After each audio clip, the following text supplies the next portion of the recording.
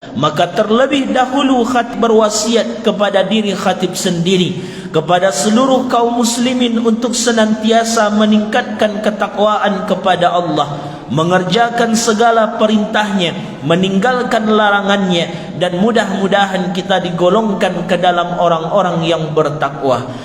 Bapak-bapak kaum muslimin, sidang salat Jumat yang dimuliakan oleh Allah, pada waktu Jumat yang singkat ini kita akan mengambil beberapa pesan Allah pada ayat yang khatib bacakan tadi, pada ayat Quran surat Luqman pada ayat yang ke-14, ketika Allah memberikan sebuah firman-Nya, dan di dalam firman itu ada beberapa hal pesan yang ingin Allah sampaikan kepada kita.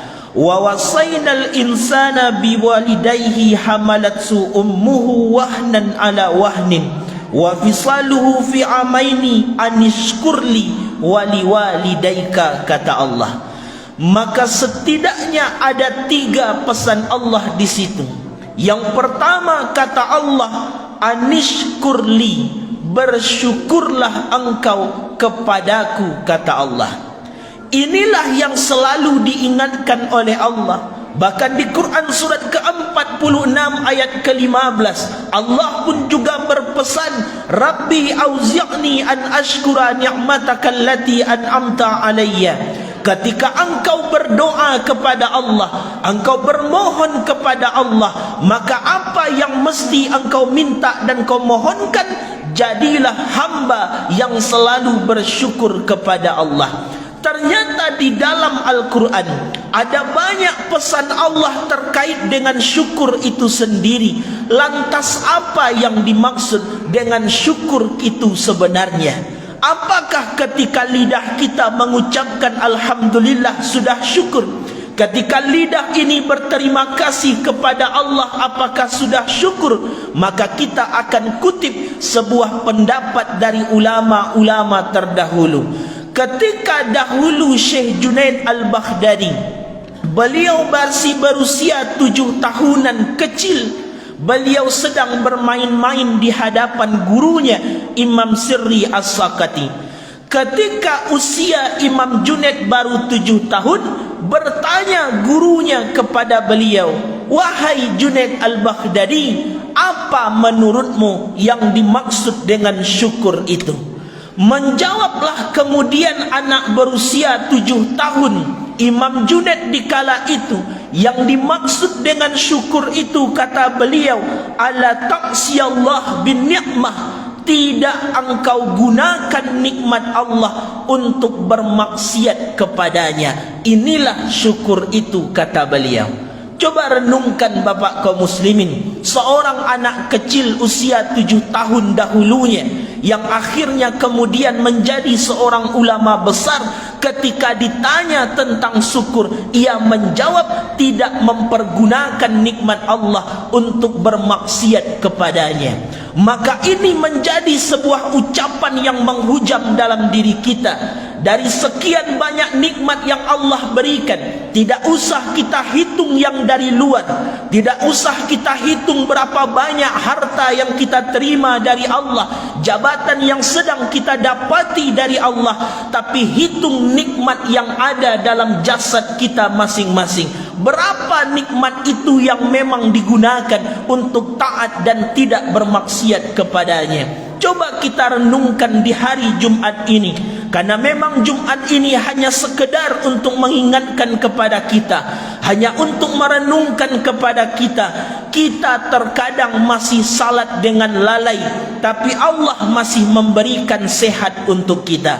Kita jarang untuk berbagi, tapi Allah masih menitipkan rezekinya kepada kita. Kita jarang baca Quran, tapi tak kala kita susah, Allah selalu membantu kita. Kita sering buat maksiat, tapi Allah selalu memaafkan kita. Inilah nikmat yang Allah berikan kepada kita. Bahkan Allah panggil Ketika salat Allah memanggil kita, salat engkau, hayya ala salah, salatlah engkau, kemari kata Allah. Maka apa dengan segala kesibukan, kadang kita tunda salat kita di waktu yang telah ditetapkan. Tapi pernahkah Allah menghentikan nikmatnya kepada kita? Tidak. Ketika Quran kita baca jarang, kadang sempat dibaca maghrib dibaca, kadang sempat subuh dibaca, ketika tidak sempat bahkan dalam satu hari Quran itu tak pernah kita baca sedikit pun. Tapi pernahkah Allah menghentikan pertolongannya? Tidak. Maka ini nikmat-nikmat Allah, tugasmu engkau gunakan nikmat itu untuk taat kepadanya. Kenapa itu yang terpenting? Karena nanti bapak kaum muslimin, yang akan ditanya di hari kiamat bukanlah terkait dengan hartamu terlebih dahulu. Yang ditanya bukanlah terkait dengan kedudukan pangkatmu, tapi apa yang akan ditanya oleh Allah, sumal latus aluna yauma izin anin naim, terkait dengan nikmat-nikmatku, maka akan ditanya oleh Allah kepada kita. Makanya supaya menjadi hamba yang selalu bersyukur, maka pegang ungkapan Imam Ash-Shibli. Apa kata beliau? Ru'yatul mun'im la ru'yatun ni'mah. Pandanglah siapa yang memberikan nikmat, jangan engkau pandang nikmatnya, kata beliau. Ketika orang memandang nikmat, ketika banyak diberi baru terucap alhamdulillah. Tapi ketika sedikit tak terucap alhamdulillah. Tapi orang kalau memandang siapa yang memberi nikmat, banyak atau sedikit, maka akan selalu muncul syukur dalam dirinya. Inilah pesan pertama Allah, anishkurli, bersyukurlah kepadaku, kata Allah. Lalu yang kedua, wali walidaika, ketika engkau telah bersyukur kepadaku, maka yang kedua, berterima kasihlah kepada kedua orang tuamu. Ini pesan Allah yang kedua. Kenapa kita mesti berterima kasih kepada orang tua? Siapapun kita di masjid ini hari ini, berapapun usia kita, 50, 60, 70, 80, tapi kita tetap seorang anak di hadapan orang tua kita masing-masing. Maka kenapa Allah memerintahkan berterima kasih kepada orang tua? Karena tidak ada satu pun di antara kita yang hadir akan seperti ini kalau bukan karena perjuangan orang tua kita dahulunya. Tak ada satu pun. Ada sekarang yang menjadi pengusaha sukses, ada yang menjadi seorang pebisnis sukses, menjadi seorang pegawai, pejabat, dan segala macam profesi yang hari ini sedang kita terima, tak pernah lepas dari seorang ibu yang mengandung kita 9 bulan lamanya. Tak pernah lepas dari seorang ayah yang ketika kita kecil berpeluh keringat siang malam mencarikan nafkah hanya untuk anaknya sehat dan menjadi lebih dibandingkan dirinya. Maka lihat rumus dalam Al-Quran. Apa rumus dalam Al-Quran? Kalau engkau ingin berbagi, kata Allah, maka orang pertama yang wajib engkau bagi adalah kedua orang tuamu, kata Allah. Itu rumus dalam Quran. Kalau memang kita ingin bersedekah, kita memang ingin memberikan harta kita, andai orang tuamu masih hidup, maka orang pertama yang wajib engkau bantu dan engkau bagi, engkau cukupi kebutuhannya, itu seorang ibu yang mengandungmu 9 bulan lamanya. Coba lihat orang tua kita dahulu, apa yang tidak dilakukannya kepada kita. Ibu 9 bulan mengandung kita, perutnya yang mengandung, tapi semua jasadnya yang sakit di kala itu. 9 bulan ia membawa kita kemana-mana, pergi ke pasar ia bawa, bekerja ia bawa. Ketika perutnya yang sakit, kakinya juga sakit, tangannya sakit, matanya sakit, mulutnya sakit, semua jasadnya sakit kepada kita. Ketika melahirkan kita, 9 bulan lahir kita di atas dunia, putus ratusan urat sarafnya, bertaruh nyawa ia melahirkan kita. Tapi pernahkah ia mengeluh saat melahirkan? Tidak. Hanya berdoa, ya Allah, selamatkan anakku ini, wahai Allah. Itu orang tua. Lalu ketika kita telah dewasa seperti hari ini, pernahkah ibu itu meminta 1.000 rupiah kepada anaknya? Tak pernah. Pernahkah seorang ayah meminta, "Hai nak, aku dulu capek mencarikan uang untukmu, bangunkan aku rumah besar." Tak pernah ayah meminta itu. Ketika kita sudah sukses dengan segalanya, pernahkah ibu itu berkata, "Hai nak, balas semua jasaku, bangunkan aku rumah, belikan aku mobil, berangkatkan aku ibadah haji." Tak pernah keluar dari mulutnya seperti itu. Bahkan saat mendidik kita dahulunya, berapa banyak dusta dari orang tua kepada anaknya. Sudah makan, makan nak, ibu sudah kenyang, ayah sudah kenyang. Bahkan tak pernah malu meminjam uang kepada tetangga, tak pernah malu meminjam uang kepada sanak saudara, hanya ingin anaknya sekolah, hanya ingin anaknya lebih hebat dibandingkan dirinya. Itu orang tua. Ketika kita sudah seperti ini, maka apa yang sudah kita berikan untuk orang tua kita masing-masing? Makanya kadang kita selalu heran. Banyak di berita, ada anak terkadang yang menggugat orang tuanya hanya karena sebidang tanah saja. Ada seseorang anak yang membunuh ibunya hanya gara-gara tidak mau diberikan uang belanja saja.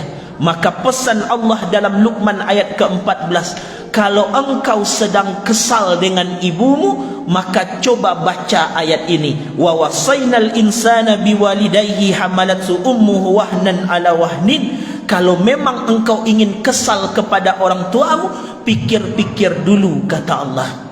Kenapa kami pikir, ya Allah? 9 bulan ia mengandungmu, kata Allah. 9 bulan ia menanggung beban beratnya. 9 bulan ia bertaruh nyawa. Begitu juga dengan ayahmu. Maka ini prinsip yang kedua, kata Allah.